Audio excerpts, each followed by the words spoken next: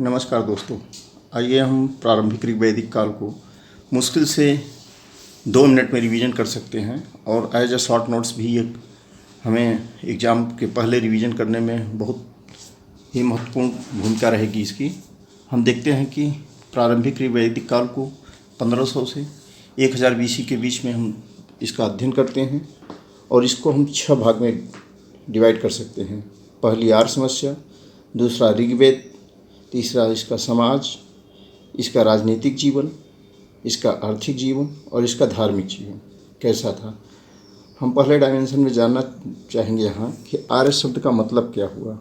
आर्य शब्द का मतलब अगर एक तरीके से हम कह सकते हैं तो आर्य शब्द का मतलब है श्रेष्ठ नस्ल या जाति क्या पहले हुआ करता था, लेकिन अब आर्य शब्द का अब जो अर्थ है हम आर्य को लेकर वो हम देखते हैं कि आर्य इंडो यूरोपियन भाषा परिवार मतलब भारोपी भाषा परिवार के बोलते थे, वो इंडो यूरोपियन थे।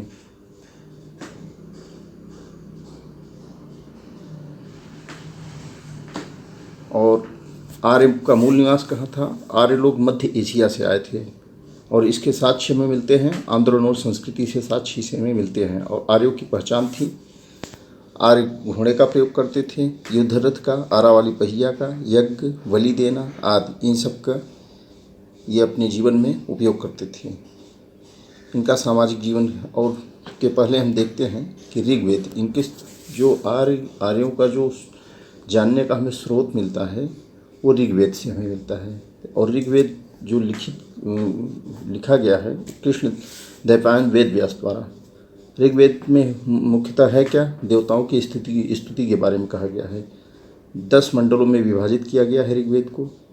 पहले में जुआ के बारे में बात किया गया है खेलने में, दूसरे में कृषि पर क्रिया पे बल दिया गया है, तीसरे में गायत्री मंत्र की चर्चा की गई है, चौथे में कृषि अनुष्ठान पर, 5वां अग्नि घोड़ा का मंडन किया गया है, महिमा मंडन, 6वां हरिउपिया शब्द का प्रयोग किया गया है, 7वें मंडल में 10 राजाओं के युद्ध का वर्णन है पुरुषनी रावी नदी के तट पे, 8वां अनार्यों का उल्लेख है, 9वां सोमरस को समर्पित है और 10वां एक तत्ववाद, बहुदेवावाद, सर्वेश्वरवाद और वसुधैव कुटुंबकम की बात करता है। ये हो गया ऋग्वेद के बारे में। अब हम इसका देखते हैं सामाजिक जीवन क्या था। ऋग्वेद में सामाजिक जीवन कबीलाई समाज था, क्योंकि वो घुमक्कड़ जीवन व्यतीत करते थे, एक जगह नहीं रहते थे, इसलिए उनका कबीलाई समाज था। एक कबीला होता था उनके पूरे समूह का और उसी के अंडर में सभी रहते थे।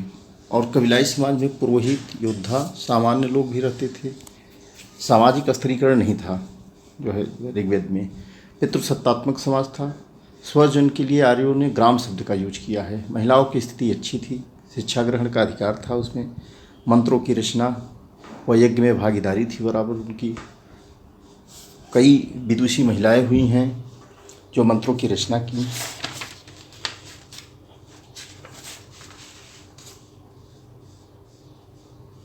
जैसे अपाला, घोषा, विश्ववारा, लोकमुद्रा, ये सभी महिलाएं विदुषी महिलाएं हैं जो अनेक मंत्रों की रचना किया है इन्होंने। राजनीतिक निर्णय में भागीदारी इनकी होती थी। नियोग प्रथा विद्यमान थी। नियोग प्रथा मतलब आप समझ सकते हैं कि नियोग प्रथा उसे कहते हैं कि यदि कोई यंग विधवा जिसका कोई बच्चा नहीं है, अगर उसका पति मर जाए अल्पकाल में, तो अपने कबीले के निकटतम भाई के साथ, जो भी उसके निकटतम भाई हो उसके जो है पति के, उसके साथ वो रह सकती है और उससे बच्चा प्राप्त कर सकती है और उसके साथ पत्नी की तरह रह सकती है। इसी को कहा जाता है नियोग प्रथा। दास प्रथा विद्यमान थी। एकल विवाह, बहुविवाह, बहुपत्नित्व की प्रथा प्रचलित थी। हाँ, कहीं कहीं स्वच्छंद संभोग के भी उदाहरण मिलते हैं। आइए हम अब इसके ऋग्वैदिक के राजनीतिक जीवन की बात करते हैं। तो ऋग्वैदिक का राजनीतिक जीवन सरदार तंत्रात्मक व्यवस्था था। सरदार तंत्रात्मक व्यवस्था क्यों थी? क्योंकि इनका जीवन घुमक्कड़ जीवन था।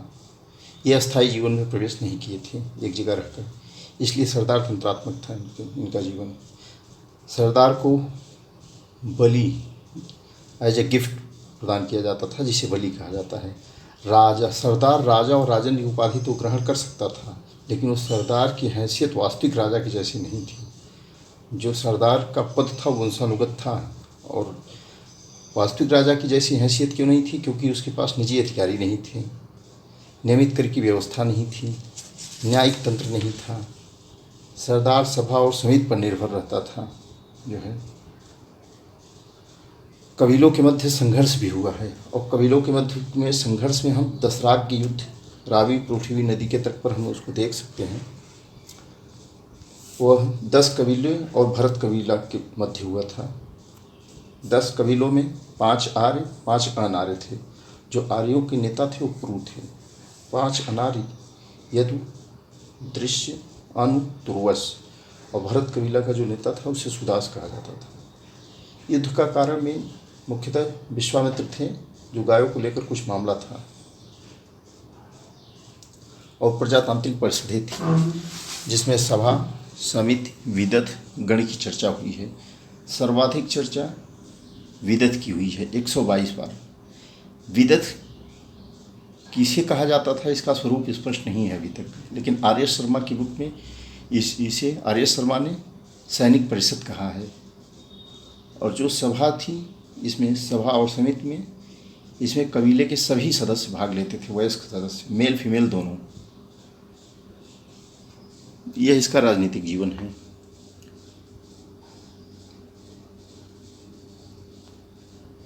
आइए हम आर्थिक जीवन की तरफ देखते हैं। पशुपालन मुख्य था। घोड़ा, बकरी, गाय मुख्य पालतू पशु था इनका, और ये धन और हैसियत का प्रतीक मानी जाती थी। गायों के साथ अनेक शब्द जुड़ा हुआ है, जिसे हम कह सकते हैं गोप, जनस्य गोप या राजा, गविष्ठी इसको कहा जाता था, गोधुली कहा जाता था, दुहित्री अर्थात पुत्री के समान माना जाता था, गोमत अर्थात जिसके पास ये था वो धनी व्यक्ति के पास गोमत। कृषि भी थी।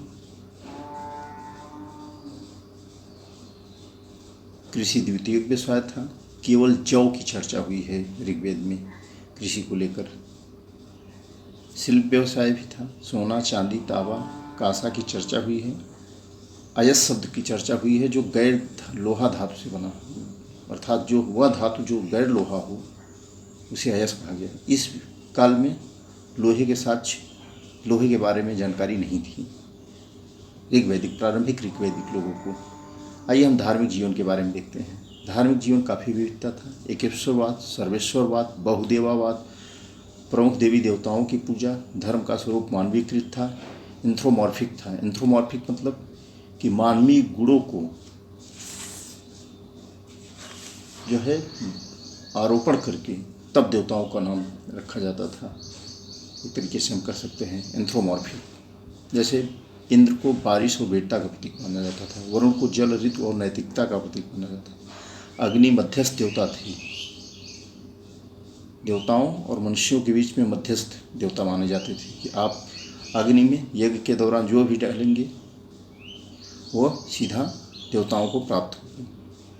कर्मकांडों पर बल नहीं दिया जाता था। भौतिक उन्नति पर बल दिया गया, अर्थात कर्मकांड सरल थे, कर्मकांड पर जोर नहीं दिया गया था। धर्म सरल था, बोझिल नहीं था कि बलि पर, इन सब चीज़ों पे बहुत अधिक बल नहीं दिया गया था।